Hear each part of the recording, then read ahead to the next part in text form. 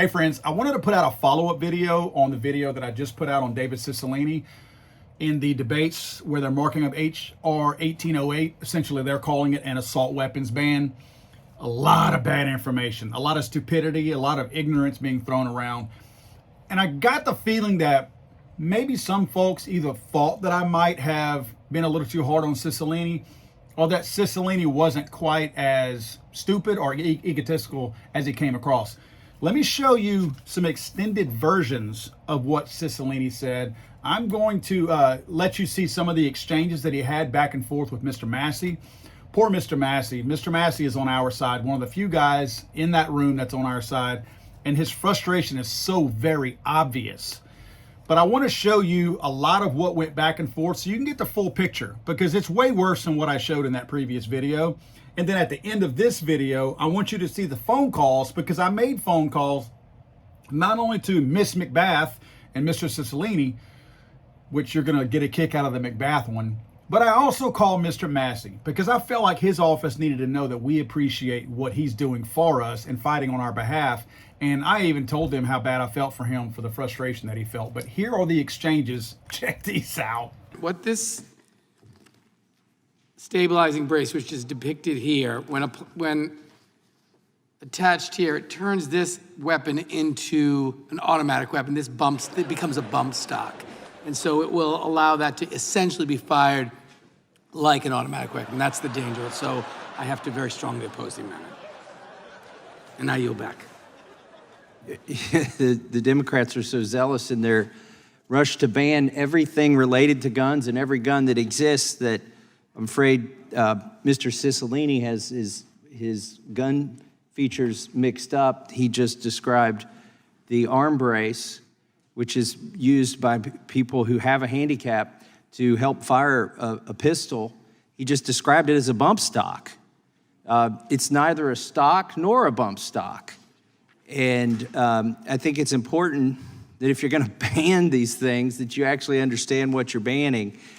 That is the picture that he showed. Everybody needs to know is not a bump stock. It's an arm brace for firing a pistol from the wrist.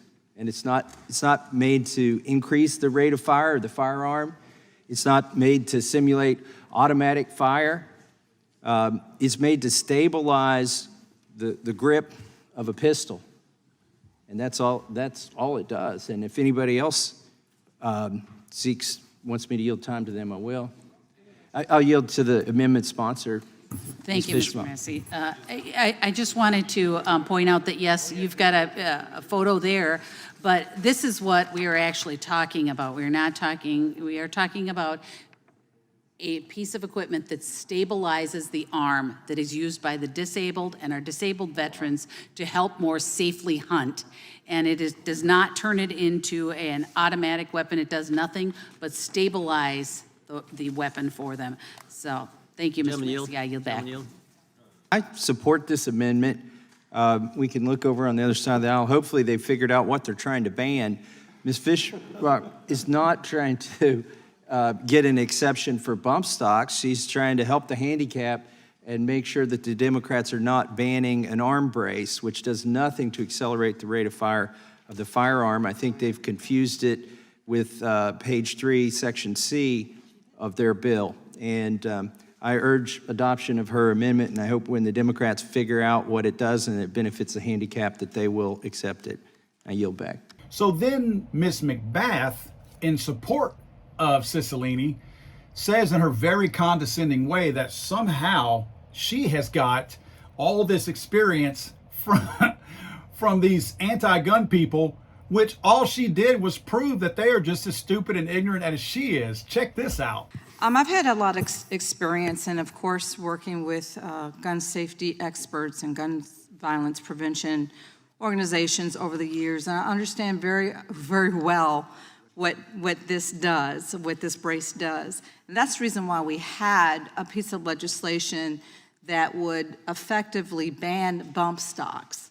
And so what you're determining here is that you're trying to substitute using this piece here, that arm brace, as a means of saying that for individuals that have disabilities, this gives them more stability to be able to use the gun. But in fact, it can actually be used to help facilitate the weapon as a bump stock. So with that, I'm going to go ahead and relinquish the rest of my time to Representative Cicilline to explain even further. But there again, we need to reject this amendment simply because there's no way to differentiate the person that actually buys this stabilizing device, whether or not they really are disabled, or they might actually use it to accessorize that gun as an assault weapon.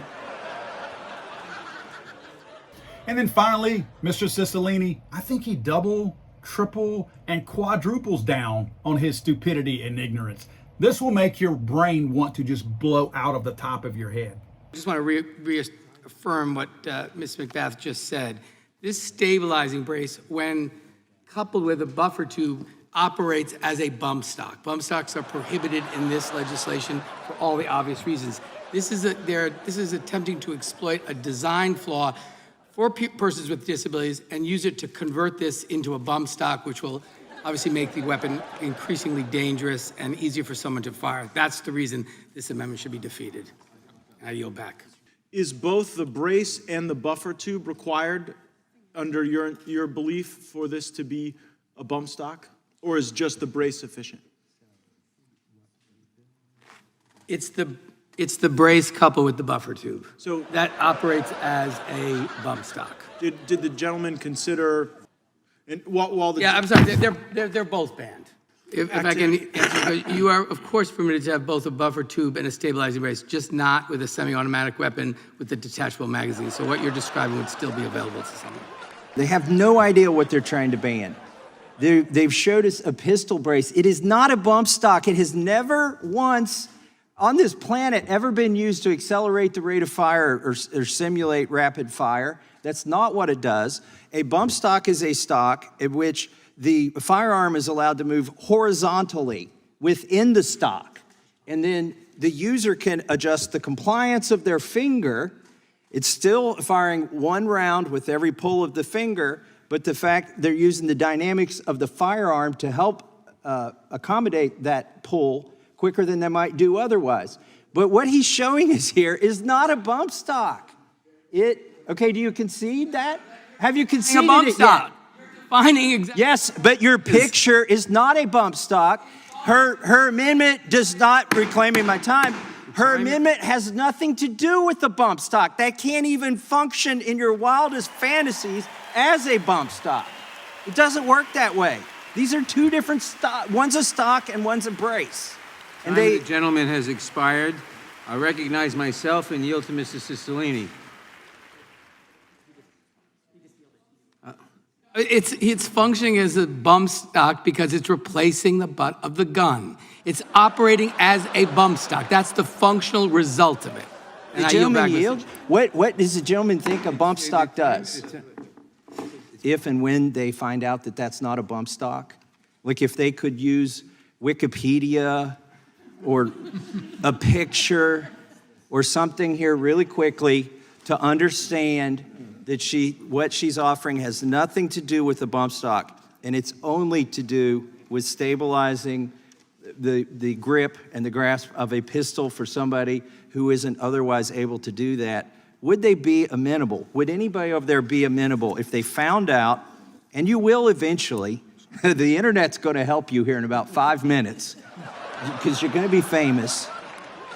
So the sooner you recognize that's not a bump stock, the better off we'll all be. But is anybody over there amenable to accepting her amendment if you do in fact find out that it's not a bump stock and her amendment has nothing to do with the bump stock? The gentleman will yield. I'll yield to Mr. Cicilline. Yeah, no one, I don't know if you have not listened, but no one has said it is a bump stock. But what we are saying is it harnesses the semi-automatic fire's recoil, and it operates like a bump stock because subsequent shots are then occur in rapid succession. That's exactly what a bump stock does. Those two features together create the same conditions.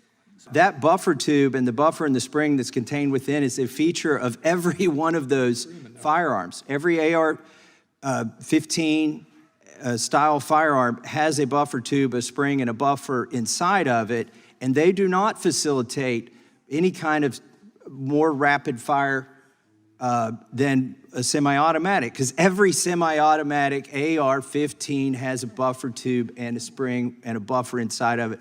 I've disassembled them, reassembled them. It's not some trick, it's not some gimmick, it's not a bump stock.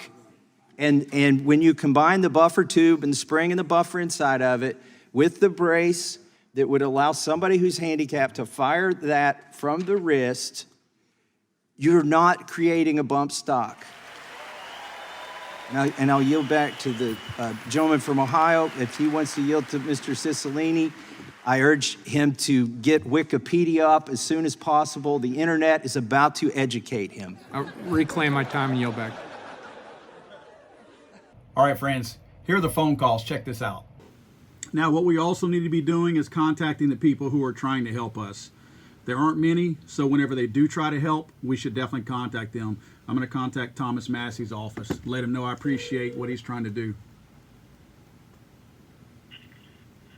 Congressman Thomas Massie's office, how can I help you? Hey, who am I speaking to?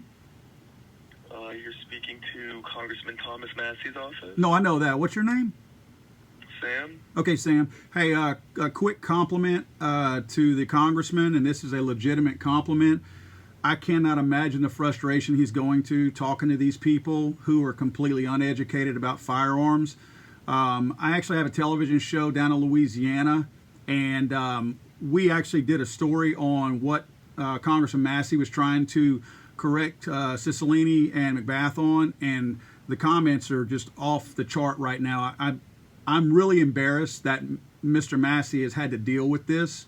As an American, I'm totally embarrassed as with the lawmakers right now that we have the people up there in Congress right now who are making rules to make things either illegal or legal based on the fact that they have zero knowledge on these things. I would think that I'm surprised Mr. Massie didn't say this because he was so frustrated, but I mean, somebody should encourage these people to at least attempt to educate themselves. I mean, I almost feel like you should have to take a test before you even vote on the topic to prove whether or not you even have any remedial knowledge on the topic. I'm telling you, I was blown away. At first, I thought that Cicilline knew the truth and knew the facts and was just trying to stick to his guns because he looked silly, but he doubled down 3 or 4 times. And I'm calling you to tell you to please pass on to Mr. Massie that there are a lot of us out here that appreciate the fact that, I'm sorry that he got so frustrated because it's not healthy or anything like that, but it was nice to see some emotion from one of our legislators that's actually as frustrated as we are, to be quite honest with you. And I want him to know that, I'm from Louisiana, by the way, and I want him to know that all over the country, people are very appreciative of his efforts. They may be pretty futile because I saw that the amendment was, voted down as it was, but nevertheless, we recognize that, and I hope the good people of his district recognize that too and keep him in office because he seems like a really good, someone we need on the Second Amendment side fighting for us. And I please tell him that we all over the country, not just in his district, appreciate what he's done. Yeah, for sure. And you guys keep it up. Again, I know it's frustrating, but I mean, I don't want him to lose his fire and not want to fight those battles anymore because we don't have anybody else or not many people in Congress who are willing to fight those battles. So please tell him not to lose his steam just because, he continues to get pushback from people who are somewhat illiterate or not illiterate, but ignorant. So, please tell him not to lose that fire in that fight. All right, will do. Thank you, man. This is Congresswoman Lucy McBath. Thank you for calling my It was 0, right? office. Now it's ringing.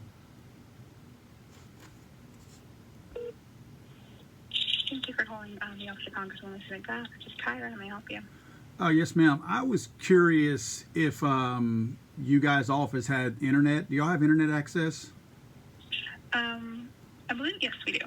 Okay. I watched yesterday Miss McBath make some comments about a stabilizing brace that does not function and cannot function as a bump stock. And I was just curious if she had had a chance to possibly Google that or if any of her staff had a chance to Google that. You have a good day, sir.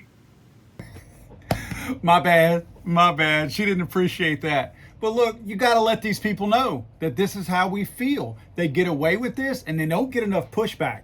It's time we start pushing back.